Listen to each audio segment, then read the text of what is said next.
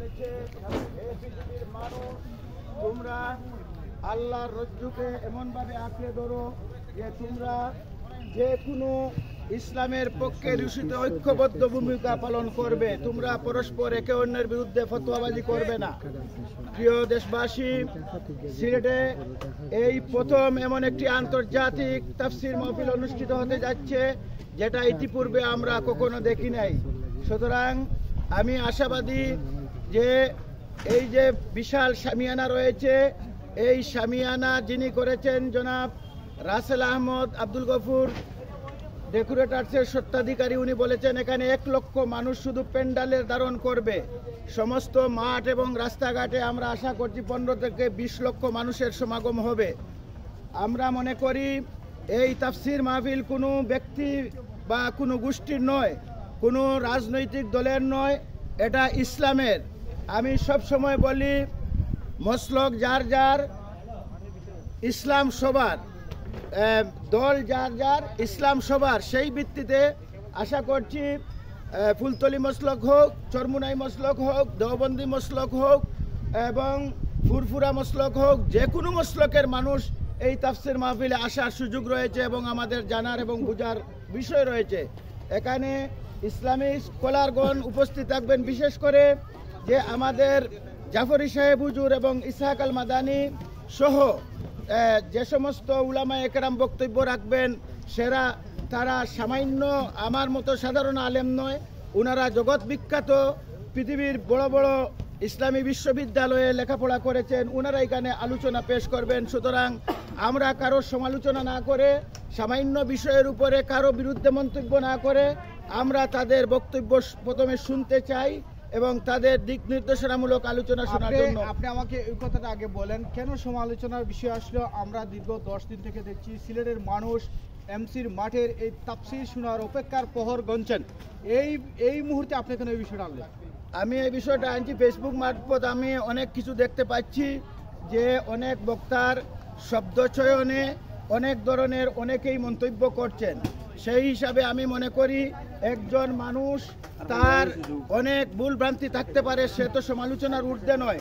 সুতরাং আমরা তার সমালোচনার দিকগুলো না বলে, তার ভুল ভ্রান্তি আলোচনা না করে, তার ভালো জিনিসগুলো আমরা দেখব। আমি আশাবাদী যারা বক্তব্য রাখবেন এই মাঠে হোক, যে কোনো মাঠে হোক, তাদের আমরা ইয়াং জেনারেশন আয়োজনের কাছে জানতে চাই, এমসির মাঠ বর্তমানে কেমন দেখছেন আপনি? আসসালামু আলাইকুম রহমতুল্লাহ। আলহামদুলিল্লাহ, আমরা দেখতে পাইলাম যে সিলেটের ইতিহাস ও আঞ্জুমানে খেদমতে কোরআন সিলেটের ঐতিহাসিক একটা প্রোগ্রাম ইনশাল্লাহ তারা উপহার দেবে আগামী 9, 10, 11 বৃহস্পতিবার, 3, 12 শনিবার ইনশাল্লাহ। বর্তমানে আমরা যে প্যান্ডেল দেখতে পাইলাম,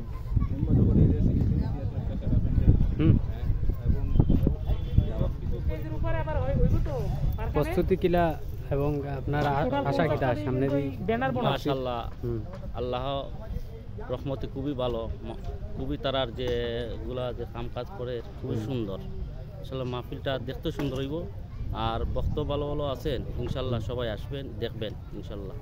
মানে আপনার আশা কিটা কত লক্ষ মানুষ হওয়ার সম্ভাবনা আছে? সম্ভাবনা তো 20 লক্ষর ঊর্ধ্বে আছে। তো ইনশাল্লাহ এই মাঠে আমার মনে হয় এই 20 লক্ষ মানুষ অবশ্যই এটা ধরবে, কোনো সমস্যা নেই।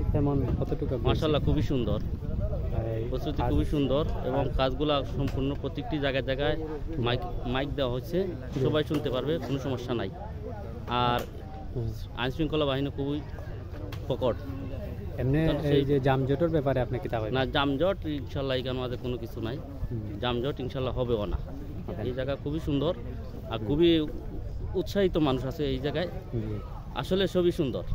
আচ্ছা, আপনার মতে কিটা যে যানজট, 2টা রাস্তা আপনি যদি এই যে আম্বরখানা আর কিটা যদি ব্লক করা হয়, এদিকে টিলাগড় ব্লক করা হয়, তাইলে কিটা হয়? যানজট হওয়ার সম্ভাবনা আছে না? যানজট তো সম্ভাবনা নাই, অথচ এখন থেকেই তো তারা টহল দেওয়া শুরু করছে। এই পুলিশ পোস্ট সম্পূর্ণ সব জায়গার মধ্যে বসে আছে, অসুবিধা নাই। এরপরে এখন তো নির্বিচ্ছিন্নভাবে আসতে পারে, সমস্যা নাই, এখানে কোনো ঝামেলা নাই। আপনারা আল্লাহর কথা বাণী শুনবা, এখানে খুবই একটা দিন সম্বন্ধে কথা আলোচনা চলবে। এবং আপনারা তো জানেন ওই আপনার আজহারি সাহেব খুবই ভালো বক্তা, ইনশাল্লাহ ইয়া দেখবেন। আমরা এখন সমীর সাহেবের কিছু বক্তব্য শুনবো। জনাব কিছু ধারণা হোক আও না জায়গা হবে চলাই না, শিখবা। তাহলে এই লোকেরা কেমন করে আজহারি হুজুরকে চাষি দেখতে কিংবা তার বক্তব্য শুনবে তাদের জন্য একটি মাঠের পরিস্থিতি জান ভাই সামনে ওকা আমরা কইন যে মাঠের কাজ কতটুকু আগবাইল না আমার টাইম দাও তুমিও কিছু কও। আচ্ছা এই জায়গায় আইয়া আপনার কি উপলব্ধি করতে পারলেন?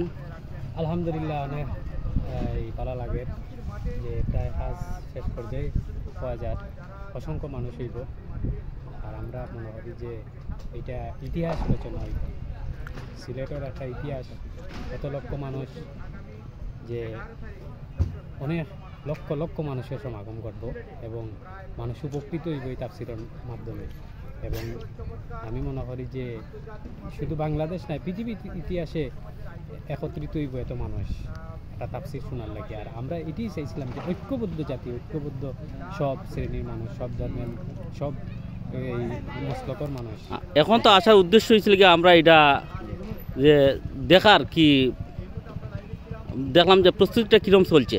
আলহামদুলিল্লাহ অনেক প্রায় কাজ শেষ পর্যায়ে আমরা মনে করি যে কাজ ফসল কাজটা শেষ হয়ে যাতে আর ওই যে 9, 10, 11 এটার কোনো বেদাত আর ঘটবে না আশা রাখি ইনশাল্লাহ। ধন্যবাদ আপনার।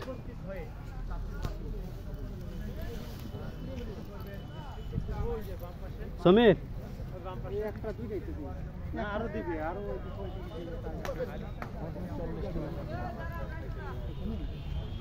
আও দেখি